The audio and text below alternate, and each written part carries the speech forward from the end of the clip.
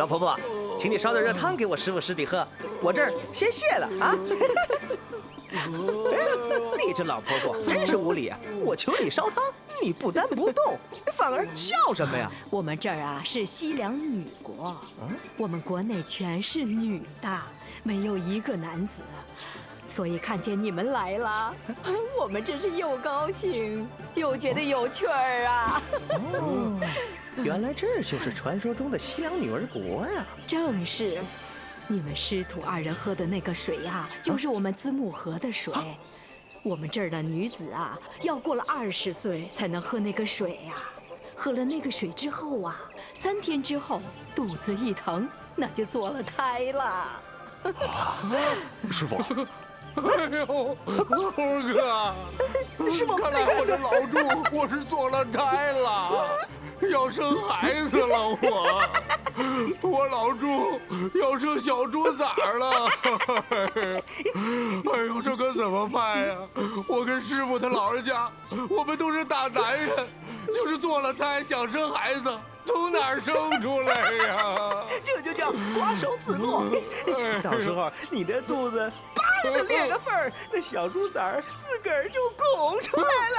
哎呦，猴哥呀，师傅，哎呀，师傅，傻师弟呀，这是为了生孩子，还不拱死我呀？这该如何是好啊？从此以后，我老朱，我不当男人了。我要当女人，哎，二师兄，我要当娘了，我要生孩子了。哎，师弟啊，师傅啊，那我高老庄的娘子，该怎么办呢？二师兄，你既然知道自己怀了，就别乱动了，小心啊，伤了养儿的肠子，生个怪胎出来。哎呦，讨厌！哎，师兄，不行了，我好像是要早产了。哎呦，哎呦，哎呀！把剑念稳住啊！男儿生子不合正道，不可能真的生什么胎儿。悟空，你有法眼，能不能看看在这腹中究竟是何物啊？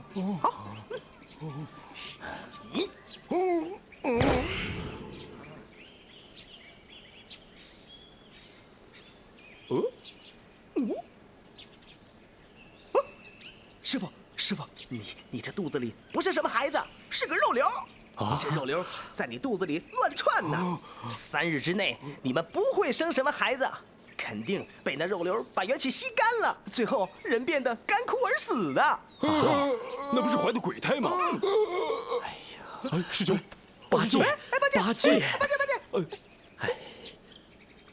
哦，老婆婆，这附近可有医家能治我们的病啊？有倒是有啊，我们这儿南方啊有一座解阳山，山上啊有一个破儿洞，洞里头有一个解胎泉，只要喝一口那洞里的泉水呀，就堕胎了。嗨，这还不容易？不早说！哎呦，猴哥呀，那你赶快去取些水来，我跟师傅好用。再晚一步，当娘不要紧，别再当了鬼了。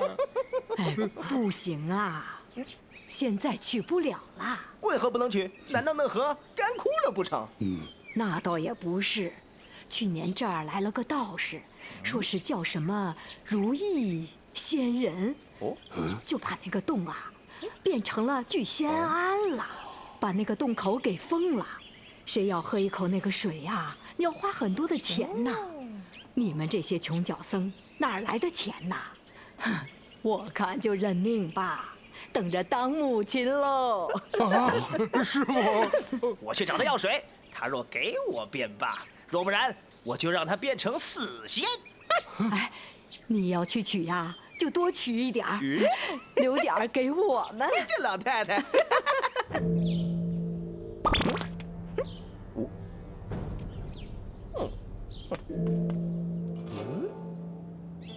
是来求水的吧？正是，仙长，贫僧有礼了。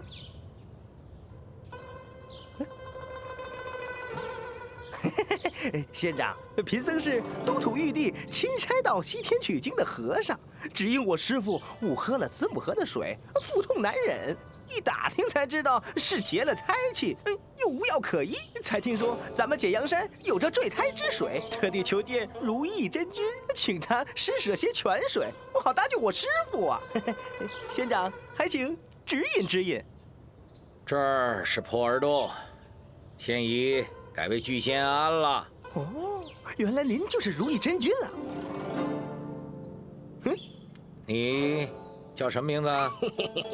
小和尚是唐僧的大徒弟，小号孙悟空。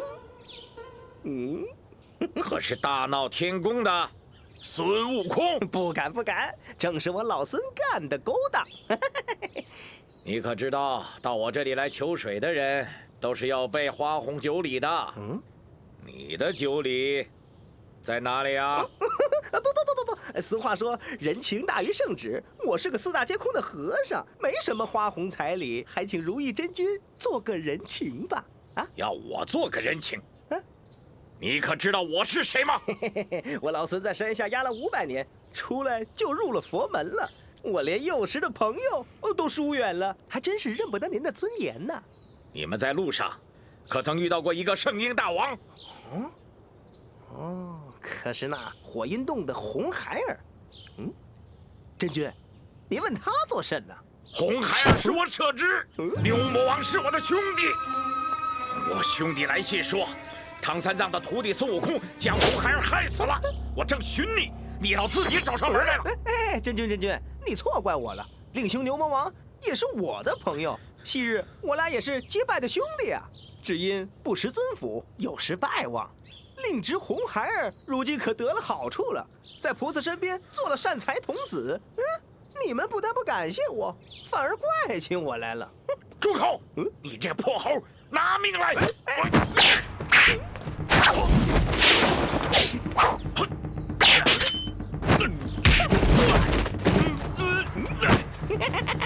你个臭猴子！臭猴子，往哪儿跑？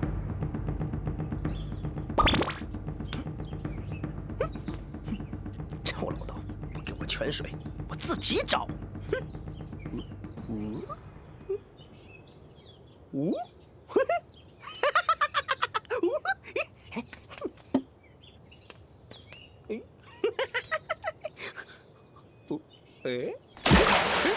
水呢？想偷我的水，看你怎么偷！真君，看在牛哥份上，你就给我点泉水，我好回去搭救我师父啊！你这猴头，拿命来！我要为我侄报仇！别打！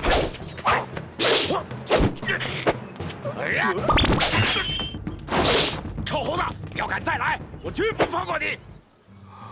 哎呀，师傅，怎么样啊，八戒？大师兄怎么还不回来呀？好疼啊！我要再不回来，我就要被鬼胎给吃了，师傅。休得胡言八戒！师傅，哎，师傅，大师兄回来了。师傅，悟空，师傅，水呢？师傅，您先别着急，那边有点麻烦，我跟沙师弟去就回啊。哼，就知道你这臭猴子，偷奸耍滑，什么也找不着。呆子，沙师弟，咱们走。走。爸，那你们两个没病的都走了，留下我们两个有病的，那谁伺候啊？二位长者只管放心，不需要他们两个照顾，老婆子自会照顾你们，绝对不会伤害你们的。你个老婆婆能把我们害到哪儿去啊？这位爷爷呀，您就不知道了。您进了咱这门，算你有造化；如果你进了第二家呀，还不得一身周全呢。啊，不得一身周全，为什么？我们这一家呀，都是上了年纪的人，早把那风流韵事啊给忘了。如果到了第二家，碰到那年轻的，可不会放过你们，就要把你们配成夫妻。如是不从的话，就要害你们，把你们剁成肉泥，装成香袋。啊，那还是做香袋吧，总比那怀鬼胎好啊。沙二弟，你拿着水桶在一旁等着，我先把那个老道引出来，你趁机进去把水打了你就走。这牛鼻子老道是那牛魔王的兄弟，我不想伤他啊。好，去吧，你小心啊，我走了。喂，南老道，你孙爷爷在此，有本事你出来啊！哼，大胆猴头，你又敢来送死！你不是要给你侄儿红孩儿报仇吗？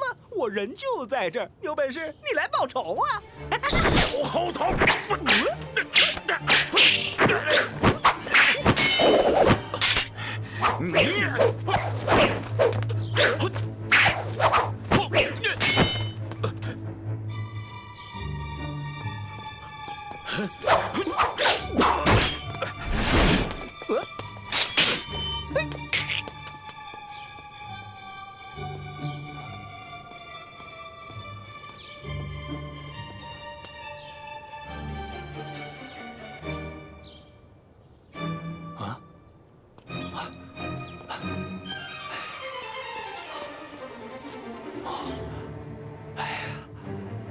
大胆毛贼！你竟敢联合猴头来偷我的水，拿命来！等着，牛解释。是，不是？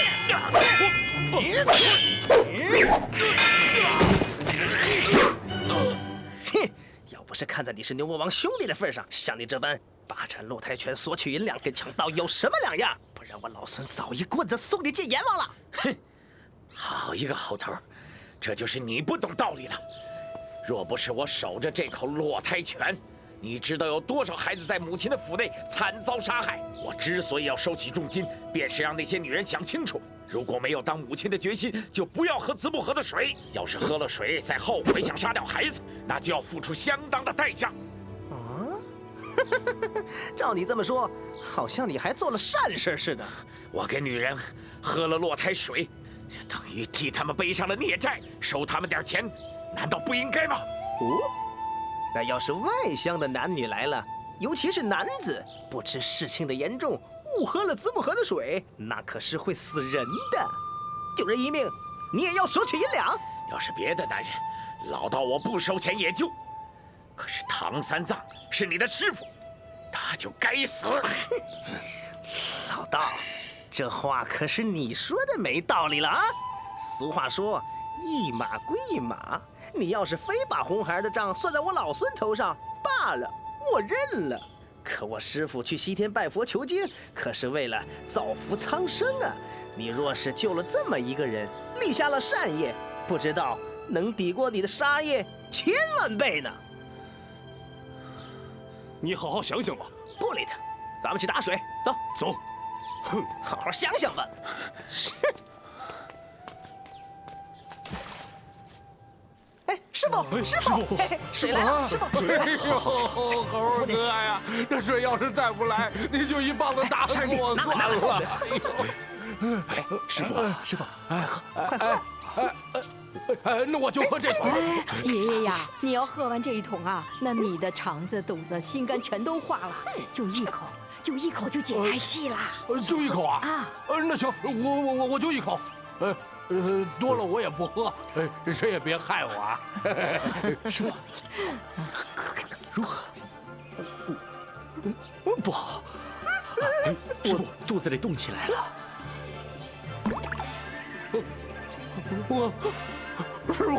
我也动了胎气了。快去茅厕，快去茅厕！快去后面。哎呦，师傅，您肚子里到底是男孩还是女孩啊？这猴子，再敢无礼，我就念1000遍紧箍咒。猴哥，师傅不说，我说。你说。刚才我老朱啊，我一跑到茅厕，刚一蹲下，啪就生了一大摊子，好几个呢。各位长老，这半桶剩下来的水就赐给老身吧。呆子，那水你还喝不喝呀？哎，我这胎气都散了，我喝它干什么呀？不喝了。那既然都不喝了，拿去拿去。多谢菩萨，多谢菩萨。这半桶水呀，够我装好几罐子，埋在地底下。赶明儿再有求水的人呐，就够我的棺材本了。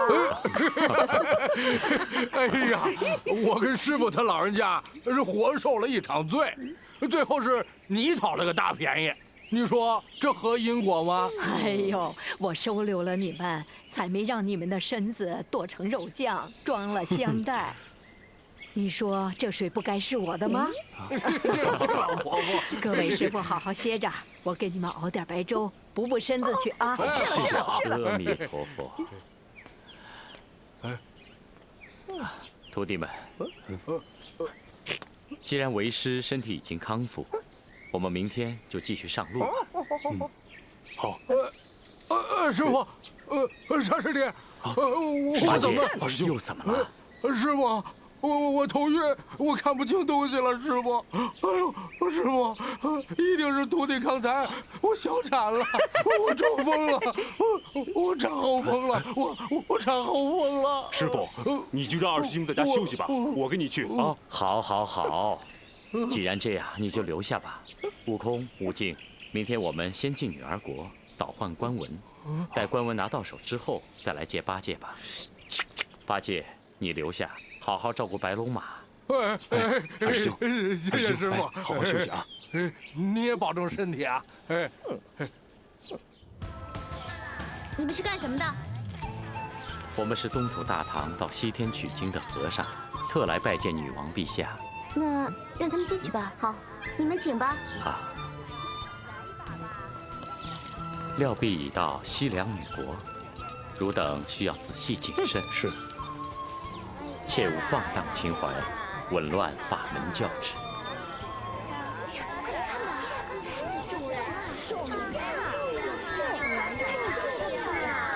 哎，师兄，他们为什么叫我们种人啊？想必他们把男人当作种马种猪一样的东西，所以他们管男人就叫种人呗。那也把男人看得太低贱了吧？因为这叫女儿国嘛啊。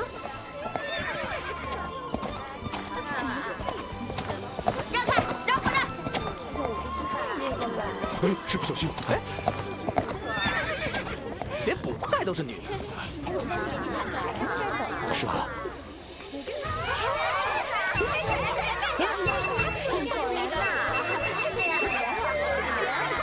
看什么看？有什么好看的？去！哎，师傅，你看，怎么这么多女人啊？他们要干什么呀？好了好了，让开！你们是什么人？来我女儿国做什么？不是跟你们说了吗？我们是西天取经的，路过你们这儿，给你们国王交换通关文牒。国王？国王是你想见就能见的吗？先给我到驿站等着吧。等国王想见的时候，我再通知你们。走，让开。走吧，别看了，走吧。师兄，你不觉得这个捕快跟刚才骑马的那捕快很像吗？如果是一个人的话，应该没有这么快回来吧？双胞胎也不一定啊，有什么大惊小怪？走。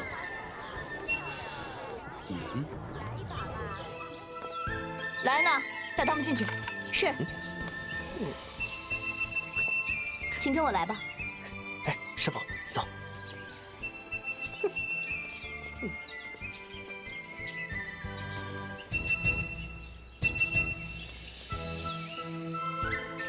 几位请留步。3位请留步。妖怪人，住手！恕得无礼。什么妖怪？这是我国国师。他身上全是妖气，肯定不是人子。他身为一国国师，不是一朝一夕之事。如果真是妖怪，宫中之人又岂会不知？想是我被妖蝎所遮，至今余毒未清所致。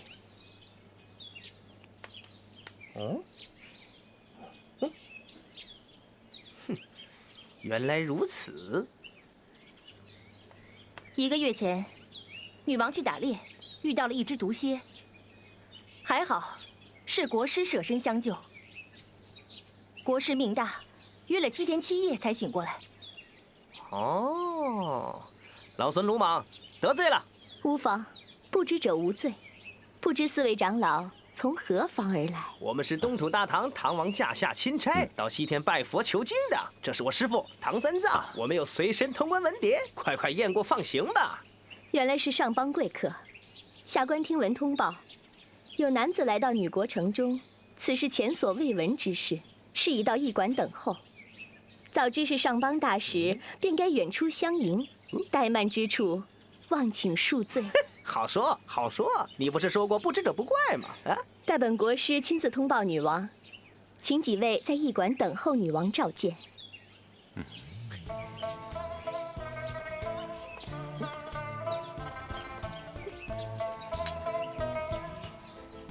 哎，大师兄啊，你看这个女武官跟之前那个女捕头、女护卫又是一样的脸孔，难道前脚他们从咱们后面来，后脚又从咱们前面走？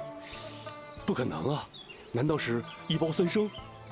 咱们这是进了女儿国，不会是进了女鬼国吧？无忌，休得胡言，不要说了，我们走。师傅，走。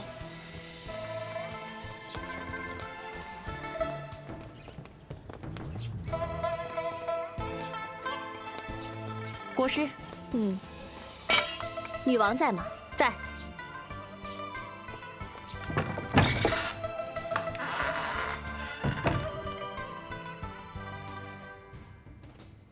女王，国师求见。参见女王陛下。国师免礼，有何事？今有东土大唐唐三藏欲往西天取经，特来启奏陛下，可许他倒换官文放行。寡人夜来梦见金瓶生彩焰，玉镜展光明。莫非真应了今日之喜兆？臣正是此意。我国中自混沌开辟之时，累代帝王更不曾见个男人至此。现今唐王玉帝到此，想必是天赐来的。我王以一国之父招玉帝为夫，与他阴阳配合，生子生孙，永传帝业，却不是今日之喜兆也。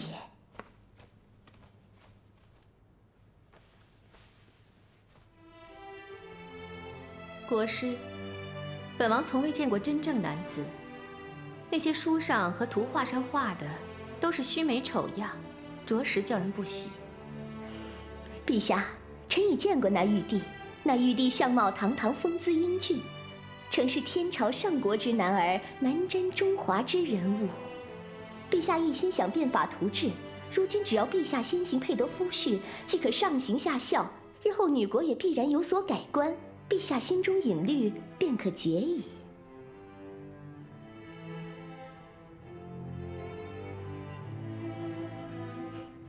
我看还是本王先看看唐僧人才相貌，方可决定。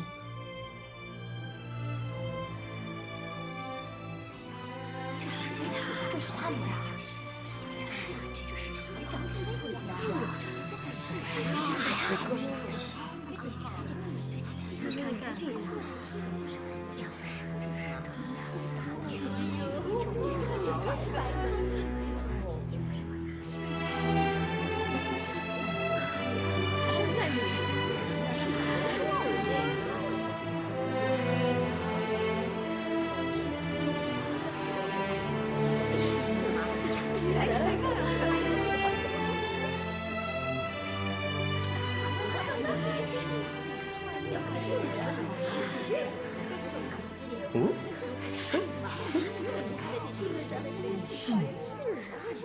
哎，大师兄，你在看什么呢？他怎么那么像我以前？可他是蛟魔王啊！那我们要小心一点啊！大唐玉帝唐三藏参见女王陛下。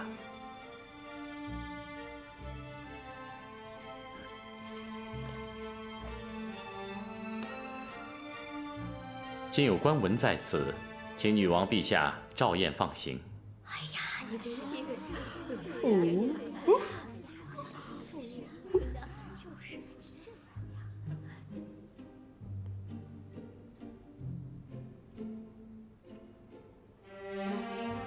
陛下，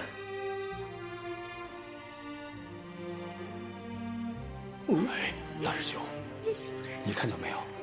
你看女王和她身边的人看师傅的眼神，我怎么觉得好像要吃了师傅似的？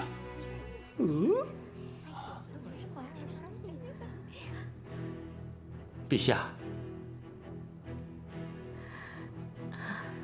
玉帝远到敝国，意欲何为？请陛下验收官文，盖上国印，贫僧也好在西境取经啊。国师，把他的通关文牒拿来。是。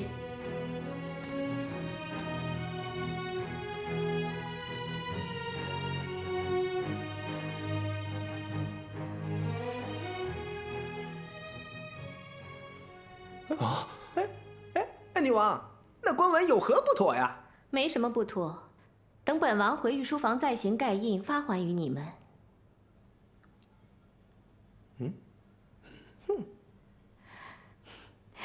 你这小头模样倒有几分可爱。你叫什么名字？我是大徒弟孙悟空。你等先到驿馆好生休养，本王会命人备下丰盛斋菜，为尔等洗尘。谢陛下。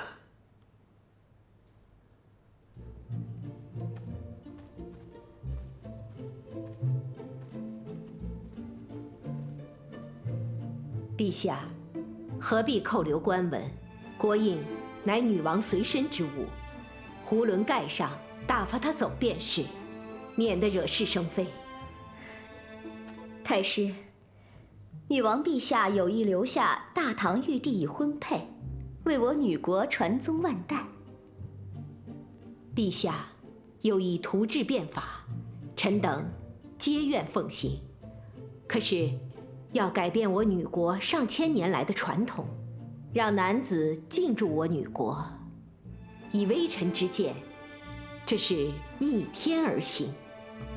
何以是逆天而行？陛下，上天让我女国存在，就是我们可以不必跟男子成婚，即可绵延子嗣，这是上天的恩赐。我们女国的女儿不但可以享受为人母的欢喜，还可以不受男人的欺压。陛下，外面的世界你也看到了，都是男人主事，不但战乱不休，罪虐不绝，欺压女子，视女子为下流贱物。本王敢以性命保证，在我女国断不容此等事发生。陛下不听微臣劝告，微臣也无力阻止。可是微臣不能看着陛下把祖宗留下的基业就此毁于一旦呐。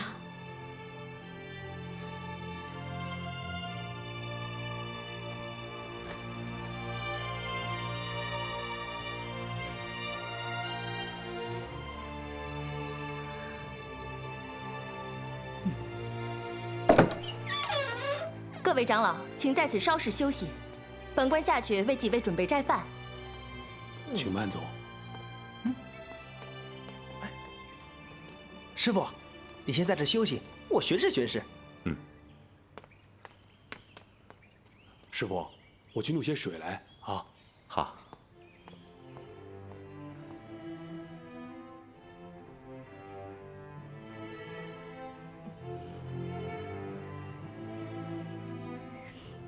陛下，看这么久，这官文有什么好看的？国师，原来这唐三藏并不姓唐，他姓陈，叫陈伟，小字江流，法号玄奘。他当然不姓唐，那是大唐皇帝收他当玉帝，赐姓唐。料必他有熟通经历论三藏，所以才叫唐三藏。这样的人才何必当和尚？想必留了头发更漂亮。天下无媒不成双，陛下，微臣去替你说媒好吗？他要是一天不允婚，咱就一天不给官文，让他永远离不开女儿国。你呀，怎么自从被蝎子咬了之后，变得这么不老实了？那微臣去了。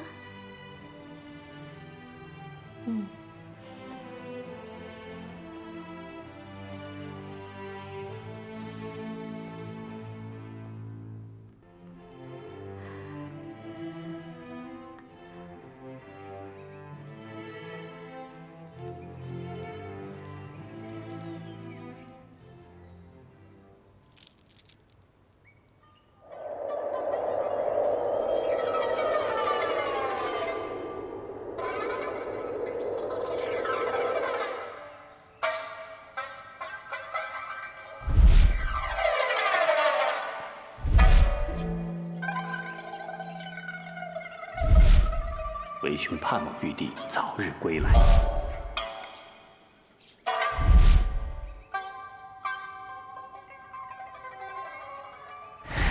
师傅，师傅，娘子。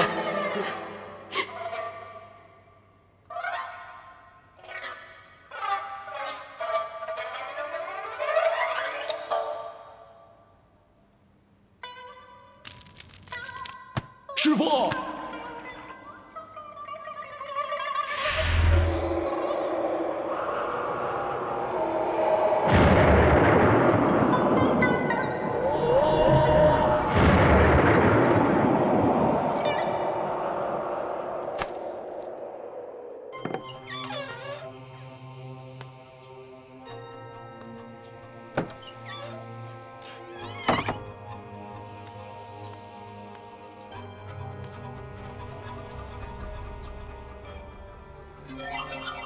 实是好人，真阳之体，我怎么能留给那不解释的小丫头受用？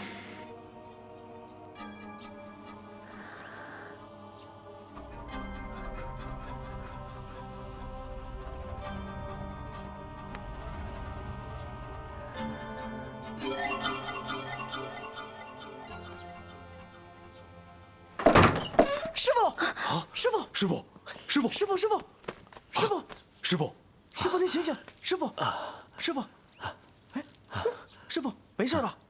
悟空，国师，你怎么在这儿？妖怪，害我师傅！我不是妖精，只是看到圣僧晕倒，想扶他而已。悟空，人家一国之师，你怎么能冤枉好人呢？师傅，你信我！悟空，国师来到这里，不知有何贵干呢？下官奉我王懿旨，特来求亲。贫僧只身来到贵国，不知大人求的是什么亲事呢？是我王愿以一国之父招着玉帝爷爷为夫，传旨本国师做媒，故此特来求这亲事也。哎呀，此事万万不可啊！大丈夫遇时不可错过，似此招赘之事，天下虽有，托国之父世上实稀，请玉帝速允，恕好回奏。国师，请你回复国王，我师父乃九秀得道的罗汉，绝不爱你托国之父，也不会爱你倾国之荣。你还是快些发放官文，让我们去取经吧。我王懿旨，原只叫求玉帝为亲，叫你3位徒弟倒换了官文，仍往西天取经去呢。贫僧一路西进至此，岂可半途而废？此事万万不可。既然玉帝心事已决，那官文之事从长再议吧。喂，国师，国师，请留步，国师请留步，国师所言极是，我们情愿把师傅留下，与你王为夫。快换了通关文牒，让我们早些上路吧。待等西天取经回来，再找你掏点盘缠，好回大唐啊！若果真如此，那多谢小长老玉成之恩。那下官回去禀奏了。快去！哎呀，悟空，你这猴头，你打的什么鬼主意？师傅，这叫将计就计。你想想，如果你死活不理他，他肯定不给咱们通关文牒，也不会放咱们过去。到那时再起了什么歹心，把你身上的肉一块一块割下来，再做成什么香包，我们岂肯善罢甘休？一定使出降魔的本领。对呀，大师兄说的对。师傅，你想想，就算他们有什么坏心眼儿，可他们都是女人，根本下不了手啊。对吗，师傅？是有些道理，但是我怕那女王招我进去，要行夫妇之礼，那我岂不败坏了佛门德行啊？师傅，您怎么这么死心眼儿啊？谁让您真的跟他做夫妻了？哎，一旦咱们把通关文牒骗到手，我就使个定身法，把全国的人都定住，到那时再把您解救出去，这不是两全其美吗？啊？哎呀，可是，师傅别可是了，您好好想想，我还有点事儿要办啊。哎呀，师傅，你就听大师兄的吧啊！哎呀，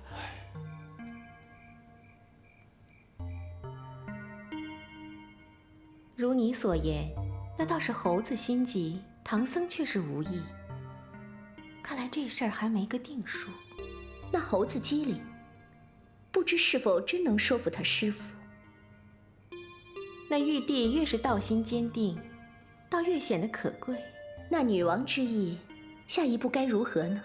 本王要亲会唐僧，表明心意。明日约玉帝到御花园一游，叫他也带上那只猴子。是。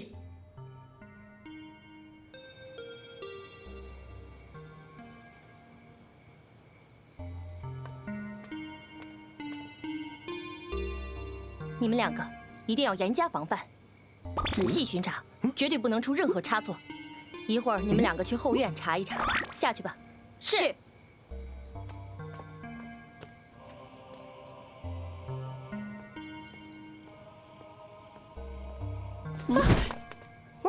大胆！国家重地，你怎么闯进来的？女馆长，女馆长，你先别急，我有事儿问你。快说。你们这是女儿国呢，还是女妖国呀？哎，我怎么就跟你说不明白呢？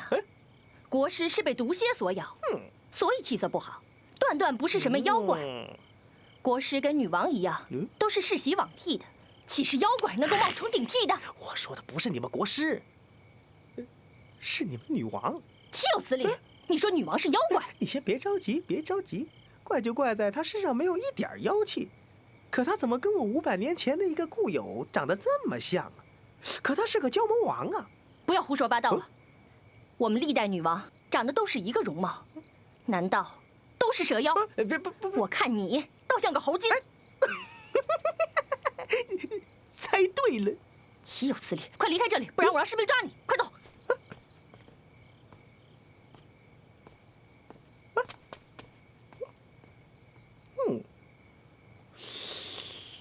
难道他真的不是蛟魔王？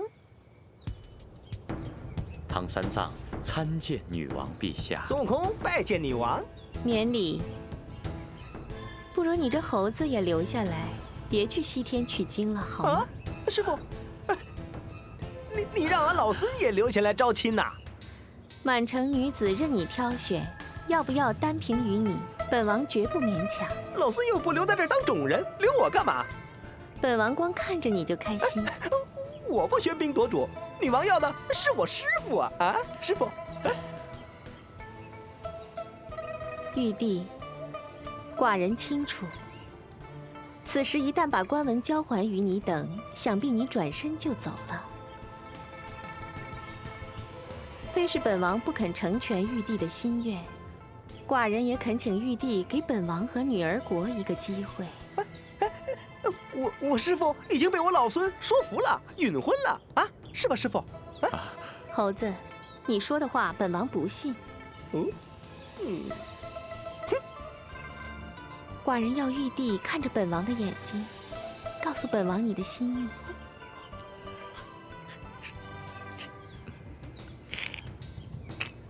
只要玉帝亲口答应，这官文立时交于令徒拿去。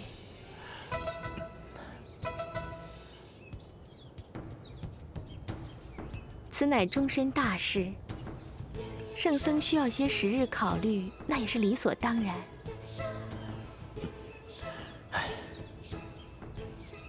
好吧，贫僧就再住几天。好，那玉帝就试试能不能适应女儿国的生活。只要玉帝愿意婚配，哪怕是把王位相让，玉帝南面称孤，我自为后，亦是心满意足。啊，阿弥陀佛，这倒不必了。陛下永远是女国之王。你倒真是个甘于欺下的小男人啊！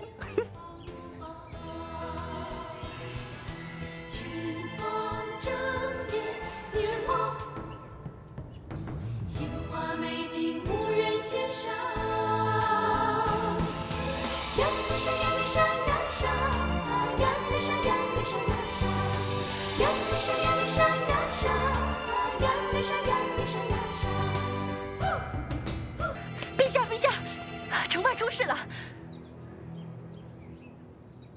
走，找你们女王去！干什么呀？快走！哎呀，怎么了，小妹？出什么事了？放开我！正好你是她姐姐，你妹妹偷了我1羊皮带的落胎拳，我是人赃俱获，我正要拉他去见女王呢。那落胎泉，不是得准备花红彩礼，才能跟如意真仙交换的吗？你哪里来的这么多？那是几个和尚送我的。小妹，照规矩，想做母亲，想喝子母河的水，得先公开拜神。你怎么能偷偷的喝呢？我没有偷喝，我是不小心失足掉到子母河里的，所以就喝了一口水，才结下这个胎气。我根本就不想生下这个孩子，我要打掉他。那你也不该偷我的水喝呀！我拿不出那么多的钱呢。小妹，那你这个捕快是知法犯法了。我是因为抓犯人才掉到子母河里的，这种事难保不再发生啊！我一个捕快，就那么一点点薪俸，我哪经得起一次又一次的怀孕啊？女王驾到！都免礼吧。本王看你也该满20岁，早该当母亲了，还是把孩子生下来吧。寡人拿钱帮你养都行。有钱我也不会生下这个孩子。啊？为什么？我生下这个孩子，还不是跟我们几个姐妹一样，都是粗人，只能舞刀弄剑给人家当保镖。3个姐妹，我最不争气，只会那个捕快。我也想学点本事，可是我就是笨，就是笨，粗手粗脚，什么都学不会，只能趋于人下，听人吩咐，听人家的使唤。够了，不要说了。不，我要说，我们3姐妹就算性格不同，但是模样、身子骨都是大同小异。无论怎样，都成不了气候，干嘛还生下这个孩子跟我们一起受罪？我不必猜，都知道他们将来会死于哪种病。我们是这样的种，就是这样的种，怎么也改变不了。不，可以改得了。怎么改？只要你心念一改，就能改。对，万法皆由心所生，你心念若改，自然能改。只要你心念改变，你相信好事，就能境随心转。你若认了命，趋于现状，那就永远也不可能改变。怎么改啊？我们女国几千年来都是一样的，我闭上眼睛，睁开眼睛，看到的都是一样的人、一样的事、一样的物。我不知道该怎么改变。一定要相信本王，女国会改变，由内而外全部改变。10年前，本王尚未登基，先王就已经派特使到大唐去了。他们一定会取回大唐的典籍经章，然后寡人会扩大兴学，让更多人去读书，穷人也能读书求学问，从内心开始改变，进而让大家都可以越变越美好。笨人天生就是笨，丑的人天生就是丑。俗语说勤能补拙，相由心生，会改变的。咱们女儿国会有希望的。听寡人的话，不要绝望，还是把孩子生下来吧。对，小美，我们就听女王的，把孩子生下来，姐姐帮你养。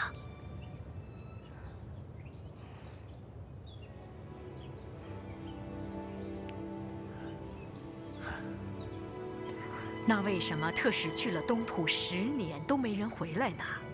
说不定啊，那儿的花花世界吸引了他们，不想回来了。也说不定啊，在那儿找了男人，嫁人了呢。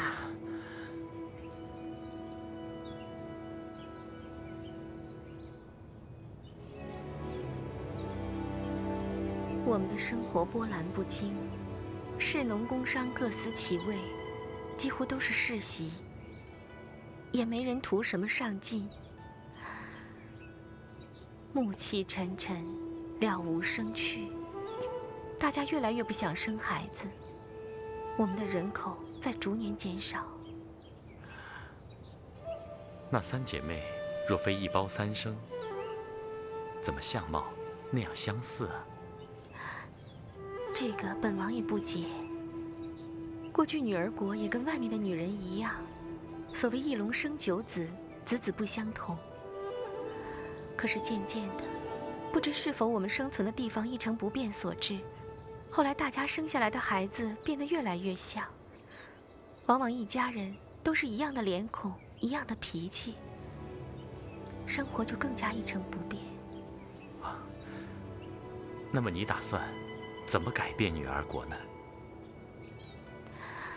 或许我们应该学习外面的世界，阴阳调和，开始接受男人婚配，这样我们女儿国的人种也会改变，想法改变，进而改变整个王国。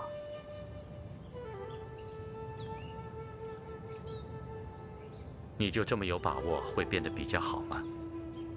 玉帝，佛经上讲，西方极乐世界不但没有男女之分，而且大家长得都一样。你相信那样就叫极乐世界吗？本王绝不相信。佛所说的极乐境界，绝不是常人的思想能够体会的。如果你还执着于六根所及的觉知，你就不可能领会所谓的极乐啊。玉帝，本王带你去看一个地方。好。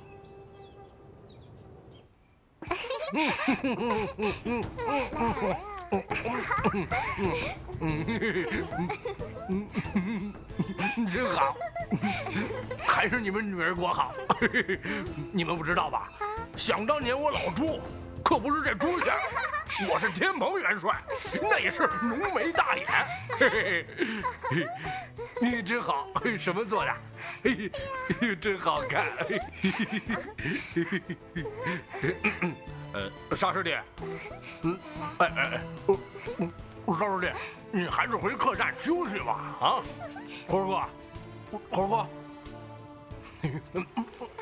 嗨，这就是一大头鱼，你没那造化，你看得懂啊？哼。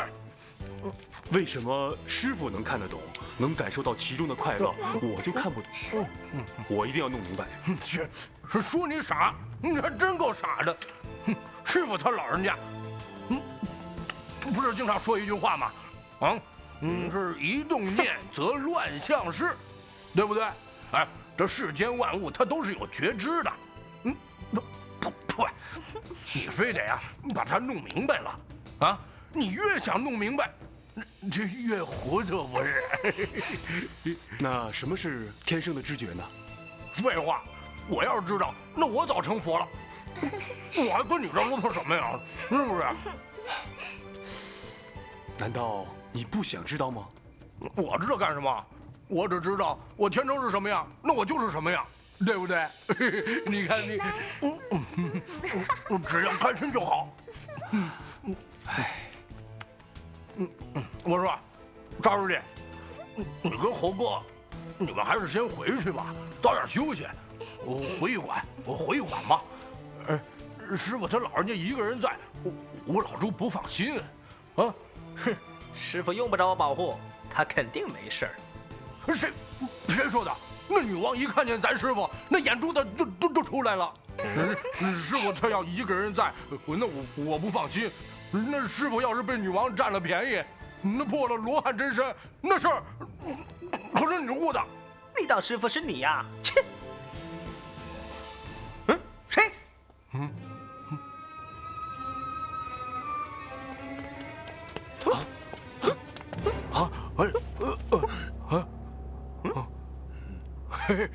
猴哥，人呢？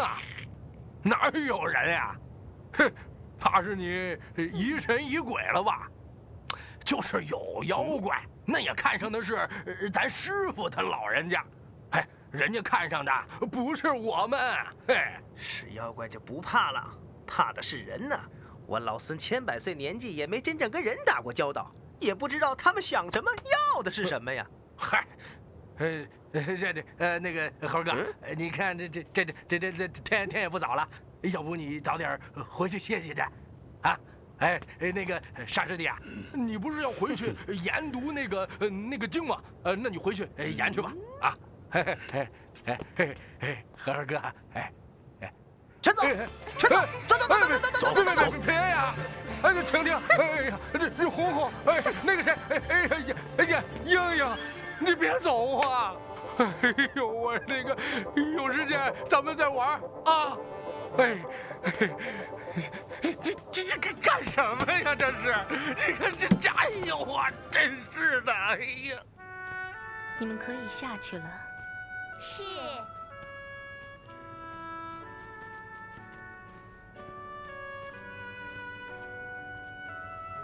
玉帝，这些都是历代女王的画像。本王是第7代王君，原名知琴。在这些画像中，这位老祖宗是活得最久的一位，他已扶持了5代女王。5代？对。那他岂不活了好几百年？听先王曾经说过，这位老祖宗生前养了一条青蛇为伴，所以才会活这么久。想来真是个奇迹。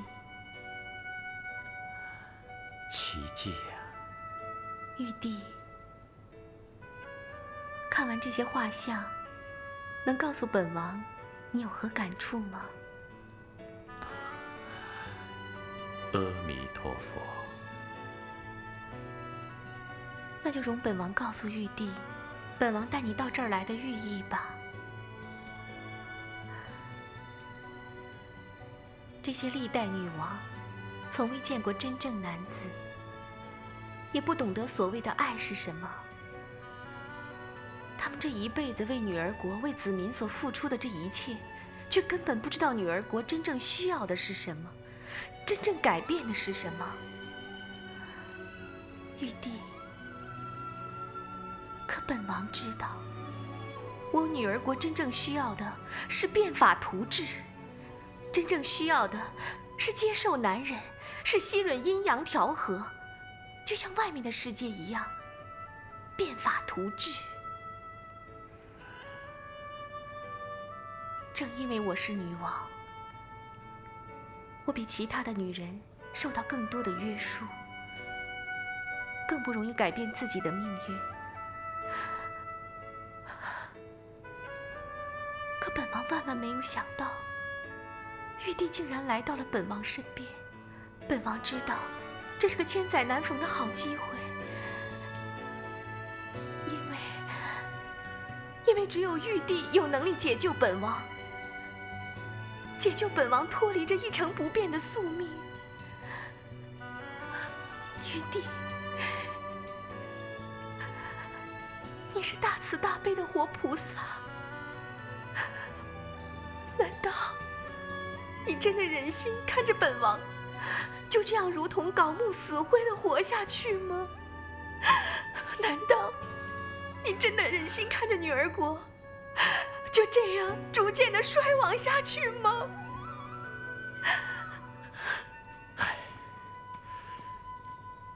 女王陛下，非是贫僧想袖手做壁上观，而是贫僧力有未逮。不，玉帝，只要你有心帮助女儿国，只要你有心帮助本王，就一定能成功。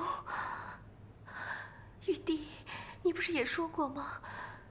只要心念一改，就能改。你何苦非要去西天取经呢，玉帝？西天取经，是为了得到究竟的解脱。如果贫僧留下来，也只是解开了一时之困。贫僧帮你这一生，也帮不了你下一世了。不，玉帝，本王只在乎这一生一世。本王不想做一个得过且过、庸庸碌碌的女儿国君。本王要让我的女儿国重现生机，要让我的子民看到希望和光明。玉帝，本王求你了，玉帝。好，那贫僧就告诉你，让男子进入女儿国，没错，的确会带来快乐，但同时也会带来痛苦啊。那痛苦，只怕比那快乐要多好几百倍。贫僧告辞了。玉帝。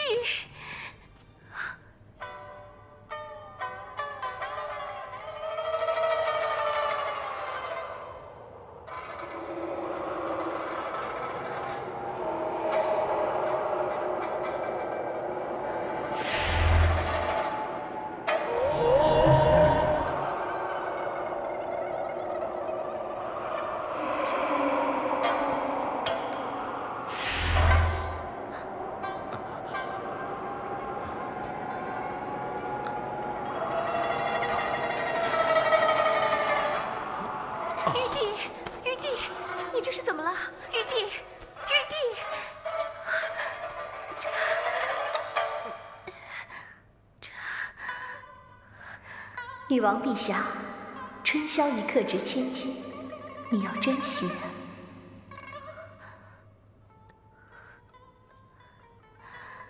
玉帝。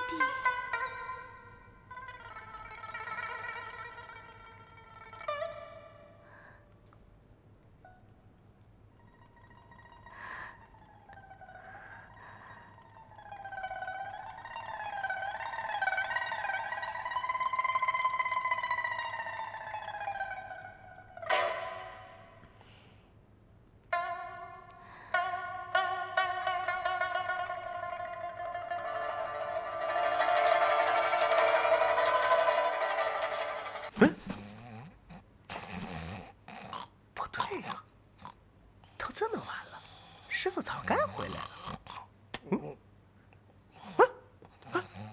哎，呆子，起来！起床，起来！沙师弟，起来，走，快走啊，走，快点！红什么红啊？看这儿。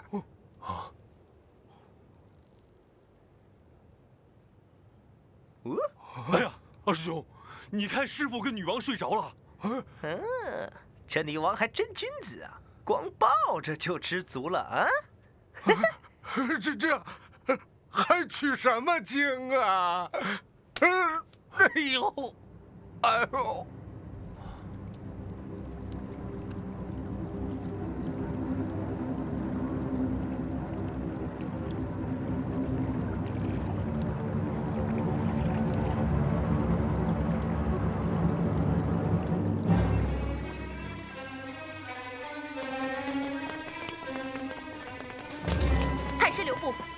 你们要干什么？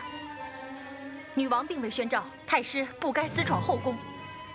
为了我女国的王位，我不得不闯入。哎，干什么？都给我闪开！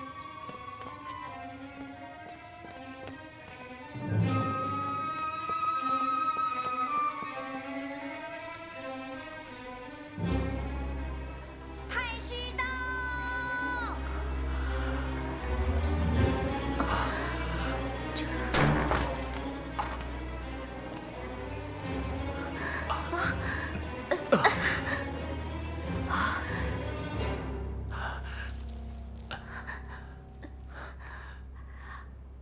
来人，在！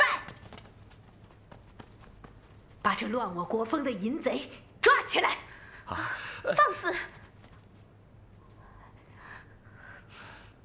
陛下，如果你还记得我是你的乳娘，就该乖乖的听劝，不要一错再错。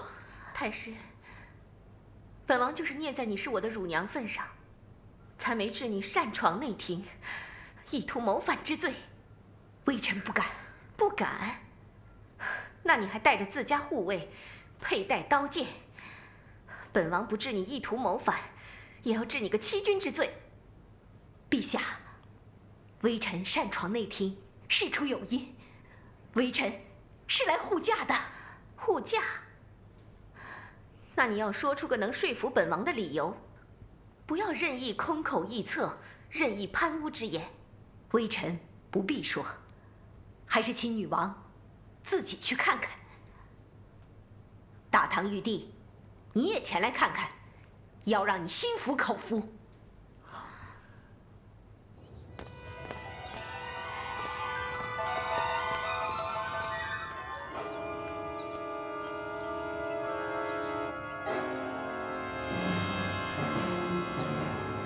这是什么？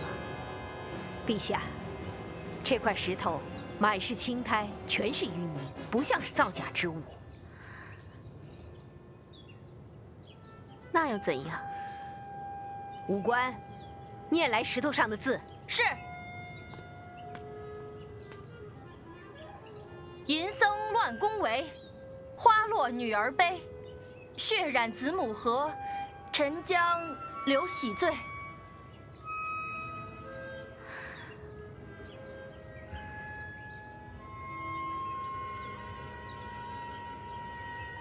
这石头是从哪儿来的？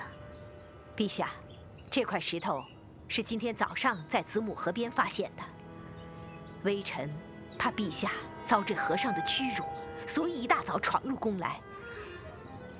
没想到，你们果真共处一室。大唐玉帝绝不是你等所想之人。那我怎么想？太师所见都是误会啊！哼，你这和尚若是清修之人，便该知道避嫌。为何夜不归宿，睡在陛下身边？大唐玉帝是水土不服，一时晕厥罢了。晕厥？你是真晕厥还是假晕厥？够了，先不谈此事。这块石头的来历，经过查明再说。微臣告退。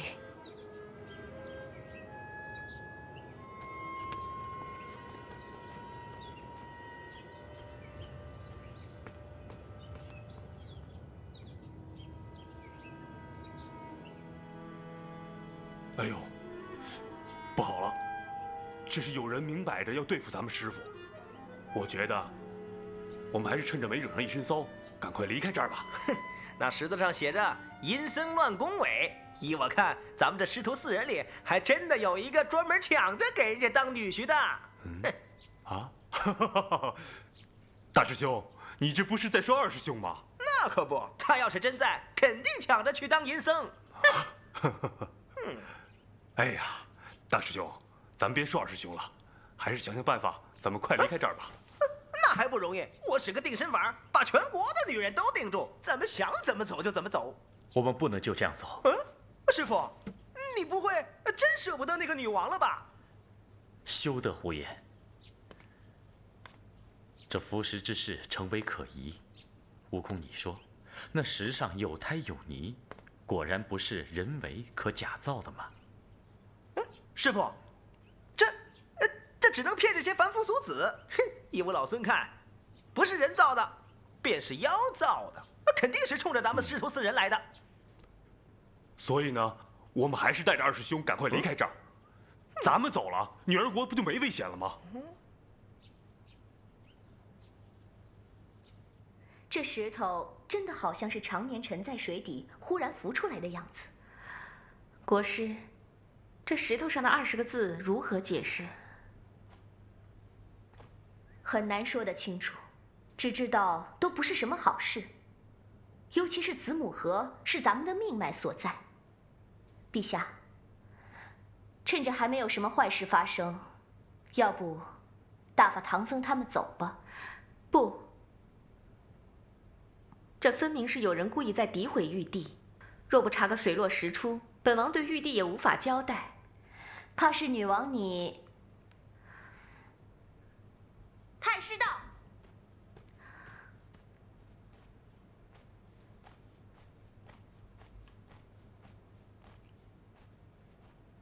陛下，太师免礼。查得如何？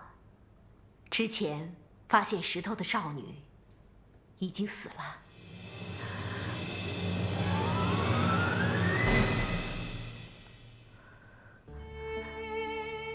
师傅，依我之见，使个定身法，把他们都定住，咱们赶紧离开这儿吧。哎呀，那是你用来对付妖魔鬼怪的办法，如今对凡人也用这种办法解决问题，你何不用神通将为师送往西天好了？西天取经是莫大的功业，在成就功业之前，必先遭到莫大的苦难，这就是修行。修行之路是不容走捷径的，不容靠投机的，必须一步一个脚印，踏踏实实地面对所有困难。这也是你等保护我的天职啊。哎，师傅，经过这么多磨难，你胆子也终于变大了。师傅，我若不显神通，你去求得女王，跟她说那块石头是要害你的阴谋，让你在遇害之前赶紧把咱们放走，这样女儿国里没了和尚，那20个字儿不就没用了吗？开门。三位，女王有请，有要事相商。有什么事儿啊？出人命了。哦。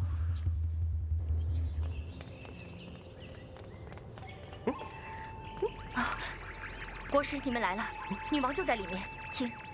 师傅，进去看看。我的宝贝呀，我就你这么一个女儿啊，老天爷呀！太师，这是怎么回事啊？这位姑娘喝了子母河的水，准备成为母亲。一大早来到子母河，就发现那块石头。我们把石头带走以后，她的家人准备给她成亲。这过了半天的时间，怎么会变成这个样子呢？这不对呀！咱女人喝了子母河水，落下胎气，10月后方可待产。传说只有男人喝了才会死啊！不是什么传说，是事实。我师父师弟就是因为喝了这儿的水，肚子一下就变大了。嘿，我看这肚子里不是什么孩子，是鬼胎。你胡说！我女儿怎么会怀鬼胎呢？要不是你们来到女国乱了阴阳，我女儿也不会出这样的事。你还我的女儿，还我的女儿！老婆婆，快来人！再扶她出去。我的女儿，走吧。我的女儿，我的女儿。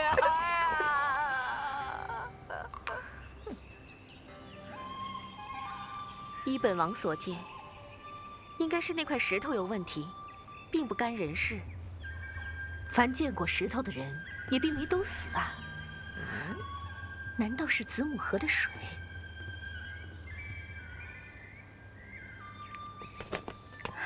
陛下，不好了，又死了好几个人，都是喝了子母河水的少女。这……哎呦，我的天哪！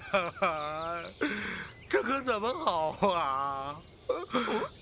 我看，咱们还是分了行李散伙吧。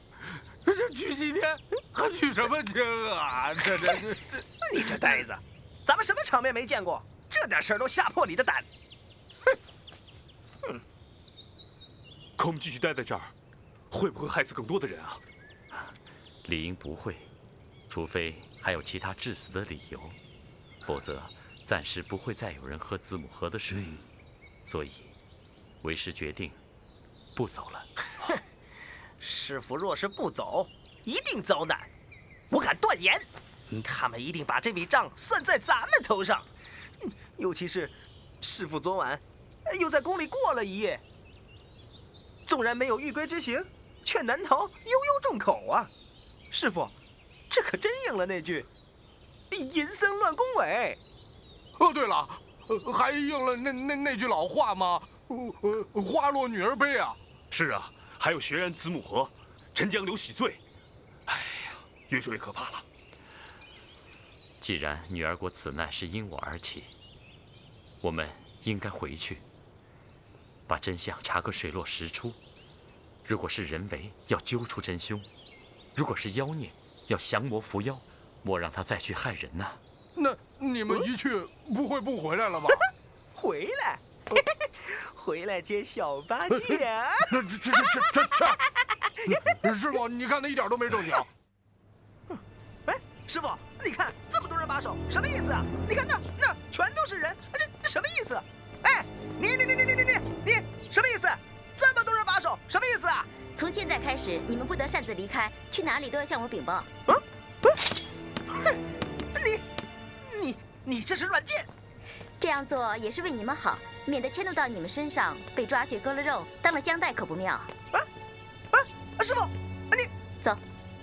你别走！这什么呀？这是！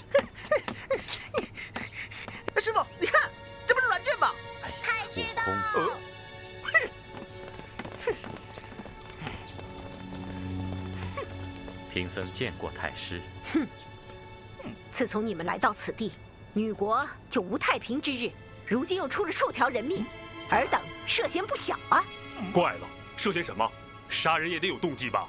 你们就是动机，在河里下毒，想让我女国的女人不能自行生养，哼！然后让男人入住，受男人欺负。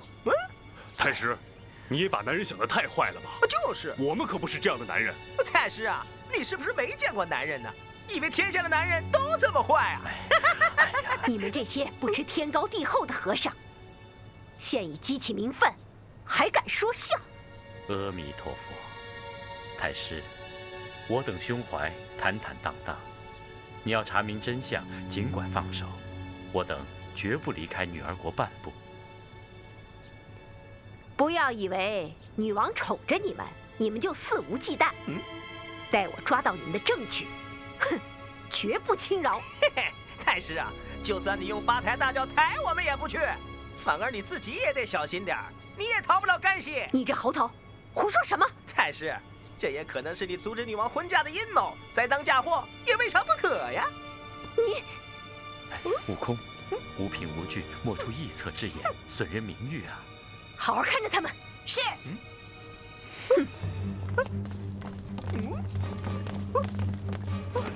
他们走了。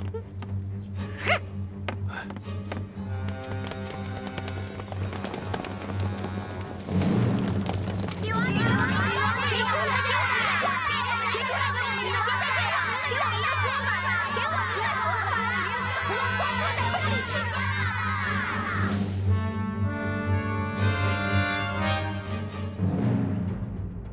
陛下，民怨沸腾，已不是微臣能止了。大家都在问，何时才能再饮用子母河水？若河水再不能饮用，那可是亡国灭种的大事啊！这必定是有人在水中下毒。若是有人下毒，一定要查出真凶。那是自然。若是被下毒，不过3日，毒水流至下游，那么河水就不再有毒，绝不可能遗毒无穷，更不至于亡国灭种。还有一种说法是，唐僧等男子进入国城内，已经冒犯了祖先，这是祖先降罪。够了，够了！你现在立刻下旨，禁止怪力乱神之语。至于河水何时能饮，3日后，本王必定给你个交代。下去吧。微臣告退。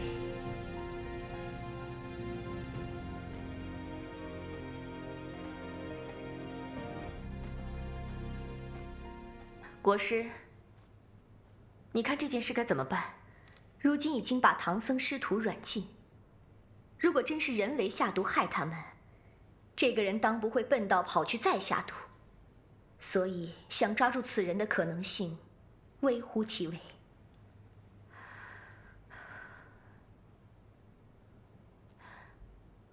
那又该如何稳定民心呢？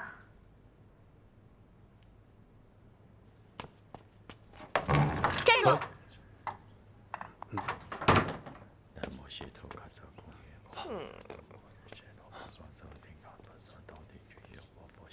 师父，我们好像出不去了，我们被软禁了。我们又如何化被动为主动呢？师父，您放心，我们是不会坐以待毙的。哎，就是，师父，你放心吧，有我和大师兄呢，你就好好养身体吧。你看，你都晕了2次了。哎，你上次晕是因为什么事儿啊？第一次是因为听了那国师的琵琶曲，想起了往事，有些伤感呢。第2次是看了挂在凌烟阁里面历代女王的画像。师父，您不是看了那些画也伤感吧？师父，说真的，您要是真的喜欢那个女王，就别客气。俗话说，相思伤身呐。哎，大师兄，你别胡说，你看师父都不高兴了啊。师父，我出去。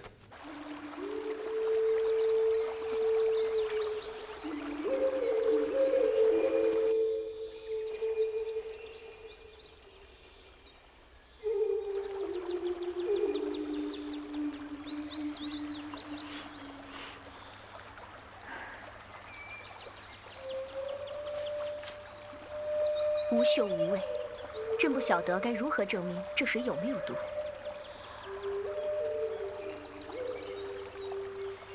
我们不但要证明这水里没有毒，而且还要证明它有传宗接代之功力。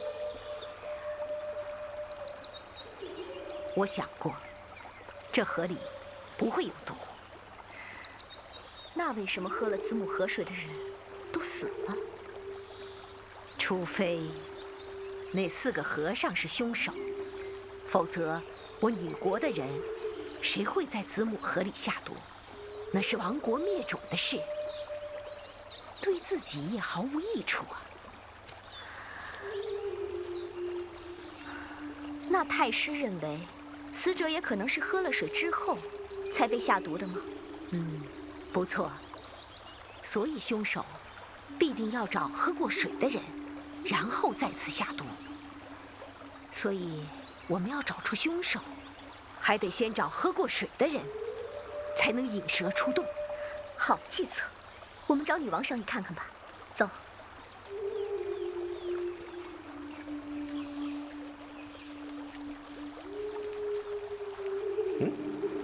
这太师看起来外表不像那么凶，并没死咬住是我们干的，而且人还挺聪明的，看样子还是国师可疑，可偏又看不出来他哪儿可疑呀。嗨，太师之计有理，看来必须先找个人再去喝子母河之水。问题是，派什么人去？卑职愿意去喝。这是要冒生命危险的。卑职身为女王的贴身护卫，本就该随时准备为女王赴汤蹈火。不，你已经答应帮你妹妹抚养孩子了，说话怎能言而无信？下去吧。不错，而且你身居武职，不受百姓拥戴信赖。喝此水者，必定要让百姓对他心存敬仰信赖，要是个有影响力的人。还是微臣来试吧。不，太师，你已无月事不能生养，只能证明无毒，却不能证明子母河水是不是还能让我们传宗接代。让我来喝吧。国师，一则你尚无子嗣后代，二则你已经为本王挡过一次死劫，本王才能活到今日，所以本王无论如何都不能让你去试。那由谁来试呢？由本王来试。陛下万万不可！陛下乃一国之尊，万一有个3长2短，那可怎么好啊？太师，时过3日，我料得那水中必已无毒。